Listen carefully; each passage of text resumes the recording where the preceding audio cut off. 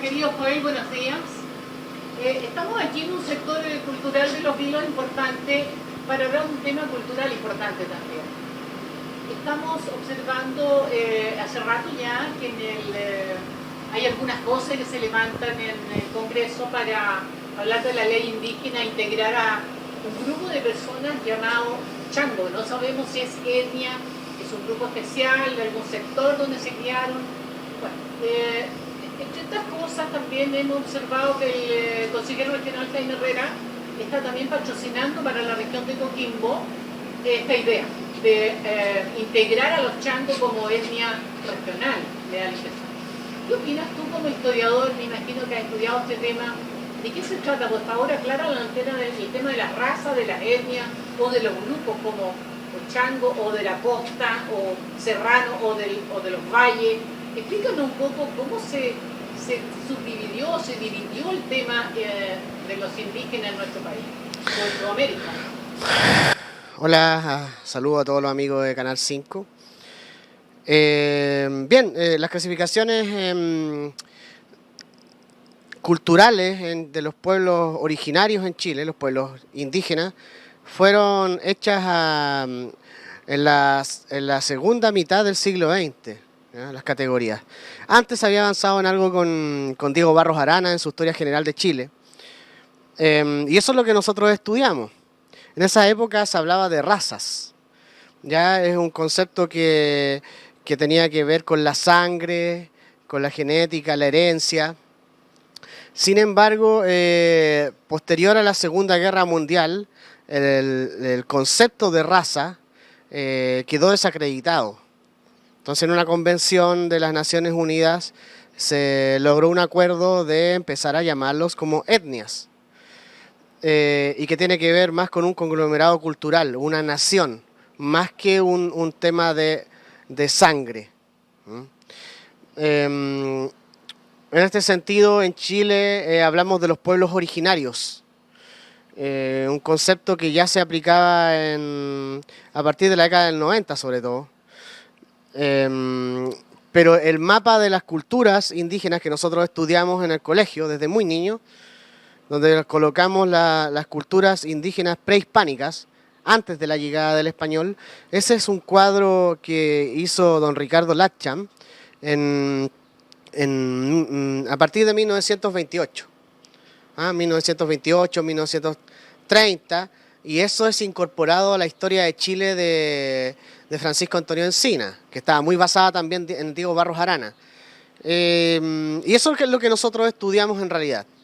Y de ahí se han ido agregando paulatinamente a partir de la década de los 90 y muy con la década del 2000, nuevos grupos culturales que se reconocen como descendientes de pueblos originarios que muchas veces los encontrábamos solamente en fuentes. Y ahí está la gran discusión. ¿Son realmente descendientes? ¿Son realmente parte de ese pueblo? ¿Cómo podríamos probar que son parte de ese pueblo originario? Es una discusión que ha hecho escribir ríos de tinta, hay muchas investigaciones y si bien esto es conocido por las autoridades en las discusiones del Congreso Nacional, curiosamente no toman finalmente en cuenta las conclusiones de los expertos en el área.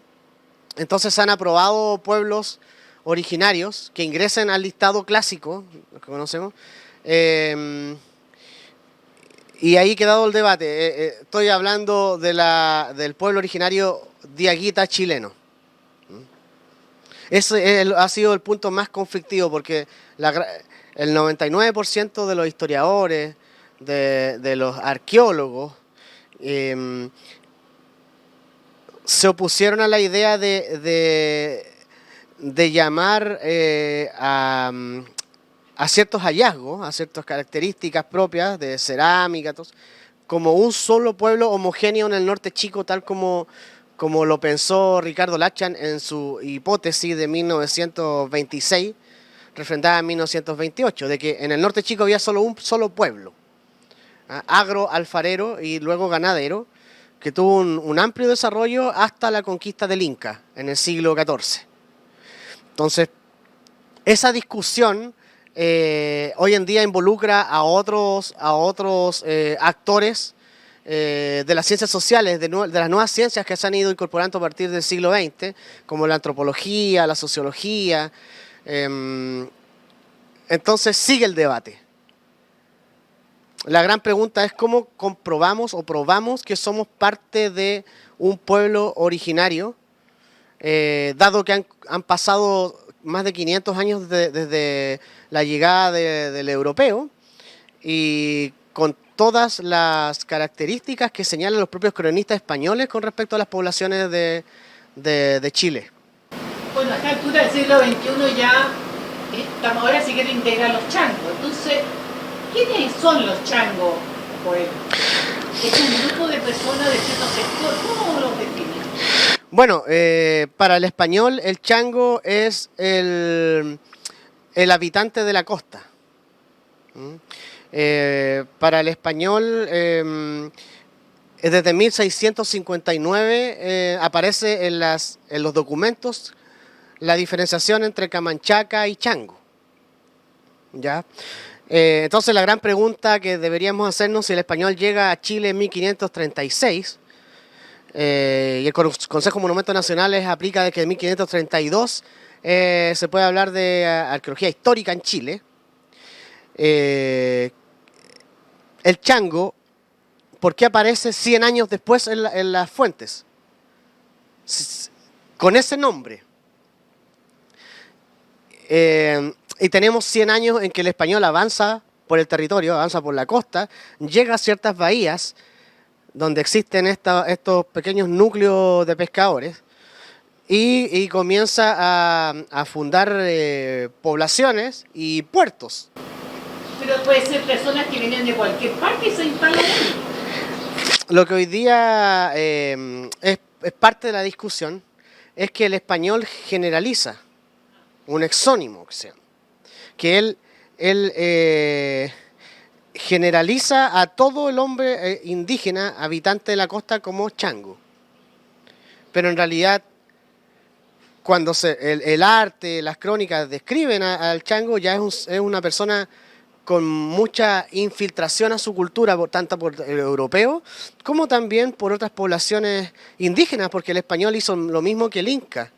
Sacó personas de diferentes lugares, incluso muy lejanos, y los llevó a poblar la costa. Eso está demostrado en documentación colonial. Por ejemplo, la gente de Puerto Aldea, Guanaquero, Tongoy, llegaron, son del sector de Barraza, y llegan a Pachingo primero, luego al Tangue, y luego pueblan la costa, pero no era gente de la costa. Entonces hay muchas cartas de personas indígenas de la época que se señalan como cacique de Barraza, como cacique de Pachingo, o incluso más al sur, porque se trajo mucho esclavo desde la guerra de Arauco. Entonces tenemos que, en realidad, ¿cómo podemos señalar de que el chango es un solo pueblo originario? Y como se dice, desde Arica hasta lo que hoy día es el sector de Aconcagua. Pero Jerónimo de Vivar, que es un cronista de Pedro Valdivia, escribe que la embarcación de cuero de Balsa de Lobo, que es lo que se basa en realidad toda esta teoría del pueblo chango, estaba desde Arica hasta lo que hoy en día es Coquimbo. Quimbo le dicen. Quimbo. Pero una embarcación, o el uso de embarcación, o el uso de ciertas técnicas de pesca, tampoco lo hace como algo tan formidable, tan potente como para declarar a una etnia. Es decir, nosotros hoy día usamos vehículos chinos y no somos chinos. Tampoco se señala si ellos en realidad crearon esto o otro pueblo llegó. Hay muchas invasiones, hay muchas migraciones. el español también traía sus recursos. Y vemos que en la marcha paulatina hacia el sur, el español va a ocupar estas embarcaciones, tanto en faenas portuarias como también en transporte de tropas cuando invadieron el sur del país. Entonces van a llegar estas embarcaciones también a los ríos. Entonces, ¿cómo podemos saber si estas embarcaciones, esta cultura estaba también tan al sur? La arqueología hasta el momento demuestra que no llegaron tan al sur. La arqueología nos comprueba que esta zona del Chuapa es de contacto entre lo incaico, el mundo andino, con el mundo proto-mapuche. Y la toponimia de nuestro sector es mapuche. Y lo que dicen los españoles cuando llegan acá es que acá en los vilos habían canoas. Y los españoles sabían perfectamente la diferencia entre una balsa y una canoa. Entonces, ahí está la discusión. Es que, como las personas que se declaran chango, ¿por qué se declaran chango? Porque viven cerca de la costa, porque tienen costumbres pesqueras, porque utilizan el arte y la pesca. Y la verdad es que el arte y pesca que se ocupa en Chile tiene que ver todo casi con España. Digamos que el 99,9% de lo que se utiliza son pescadores andaluces. ¿Ah? Entonces, pueden hacer ustedes investigación y ver qué se utilizaba en la época indígena, gracias que hay diversos estudios muy potentes, y qué es lo que se ocupa en la pesca, no tan solo actual, sino desde hace 50, 60, 70 años. Entonces, también hay relatos de que llegaban los changos, decían, que traían sus embarcaciones. Ok, pero las personas que vienen con las embarcaciones ya tienen nombre español, hablan el español. Claro, la embarcación es una reminiscencia, ok, pero ahí estaríamos en otro detalle, la pureza. Es un tema súper interesante de conocer, pero desde mi punto de vista el chango es un pescador ya mestizado, infiltrado culturalmente, que utiliza tanto técnicas del mundo amerindio como del español, y mucho del español, mucho del español. Claro, y aparte que el chango, voy a llamarlo así, que aparte es un nombre despectivo, ¿eh? Porque los españoles le dicen así a los niñitos que cargaban, a los cangalleros, changalleros, claro, pero aparte a los del sector de Arica, camanchacas, hijos de la niebla, camanchacas, chacas, changos, por un mono amazónico, un primate amazónico rojo. Entonces el pescador indígena que encuentran los españoles andaba con pieles de lobo marino y cubría su piel, o por el consumo de carne de lobo marino, su piel quedaba roja según los españoles, es la descripción que dan los españoles. Y tenía un aroma muy fuerte a lobo. Entonces, desde ese punto de vista, para el español lo vio despectivamente y le puso chango también. También hay una definición despectiva, llamarlo chango, llamarlo mono. Entonces, ahí está el detalle. Si se aprueba esto con ese nombre, yo creo que las personas que están buscando esta identificación, no creo que querrán que lo llamen despectivamente. O sea, también habría que haber una revisión ahí, ¿ya? Ahora, ¿hay poblamiento en la costa chilena previo a los españoles? Por cierto. ¿Hay un poblamiento masivo? No. Por algo los españoles tienen que llevar gente de otros sectores a poblar la costa, y eso está comprobado a través de la colonia.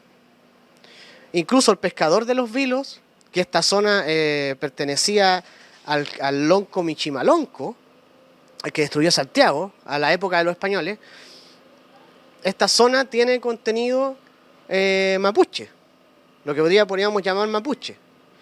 Y por otro lado,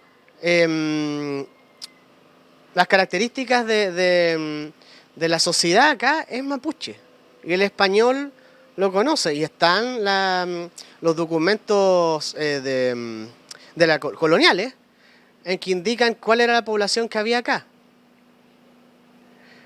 Entonces, acá en Los Vilos, hasta ahora, no se ha encontrado ningún elemento que señale que estas personas del norte con esta embarcación estaban acá.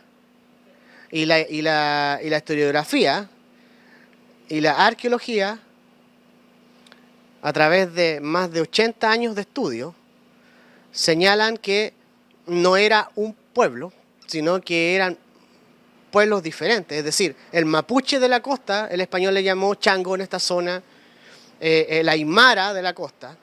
De hecho, hay una lista también de pescadores de Cobija que son trasladados a Copiapó, que se declaran camanchacas, y el español le dice ya también camanchacas y changos pescadores. Y en el listado que ellos dan de sus nombres son todos aymaras. Entonces, claro, hay que tener cuidado. Yo sé que mucha gente se reconoce como chango, o quiere ser chango, o se siente parte, o su abuelo le dijo que era chango. Pero tenemos también 100 años de educación desde el Estado, en que ha tomado estas características de los primeros investigadores de la historia de Chile, y que nosotros lo hemos incorporado nosotros mismos, y nosotros también creemos en ello, hasta que uno empieza a investigar. Yo los invito más que todo a investigar sobre este tema, y se van a encontrar con muchas sorpresas. De verdad que hay 500 años de migraciones a lo largo del país, de mezclas, algunas forzadas y otras no, en que los pueblos indígenas pasan a ser indios. El mismo pescador que encuentran los españoles se va a convertir en capitalista en la medida que el español le empieza a pagar de diversas formas el uso de su embarcación para embarcar y desembarcar cosas, porque por muchos años, y salvo Valparaíso, el resto de las caletas y puertos de Chile no tuvo infraestructura portuaria, es decir, muelles, dársenas, ¿ya? Bodegaje. Entonces necesitaba gente que le apoyara en eso. ¿Qué libros se puede leer, Joel, para la gente que nos está viendo? ¿Qué le recomiendas tú empezar a leer? Ahora que hay tiempo. Claro, hay varios. Está Gonzalo Ampuero, ¿cierto? Prehistoria de la región de Coquimbo. El clásico Los changos en la costa de Chile de Ricardo Lachan, que lo pueden encontrar en internet, en Memoria Chilena. Prehistoria de Chile. Y también, bueno, la historia general de Ibarros Arana, los últimos estudios también de Gastón Castillo. Sí, entonces, Patricio Cerda, que señalan que lo mismo que estoy diciendo, que de verdad el español generalizó con un solo nombre a diversos grupos pescadores que encontró, pero que no necesariamente son de un mismo pueblo. Lo interesante entonces, para poder definir la situación de este grupo de personas changas, que primero se estudie bien y se definan bien los términos para poder realmente acogerlos en este grupo. Hasta ahora el chango en sí gana fuerza de que es un pescador ya mestizado, ¿ya? Con mucha influencia no solamente del español, sino también del africano, que llegó también a esta zona, ¿no? Y también de otros pueblos indígenas, incluso bolivianos, incluso también argentinos, de la actual Bolivia y la actual Argentina, por cierto, y del mapuche del sur, que nutrieron estas poblaciones costeras, porque los españoles agrupaban gente, las mezclaban, sin importar su cultura. Bien, te agradecemos este momento de la historia y te vamos a seguir molestando porque es interesante, tenemos tiempo en los hogares para ir escuchando estos temas importantes. Bueno, lo importante es que la gente investigue y así podemos conversar esto, ¿eh? Y muchas gracias.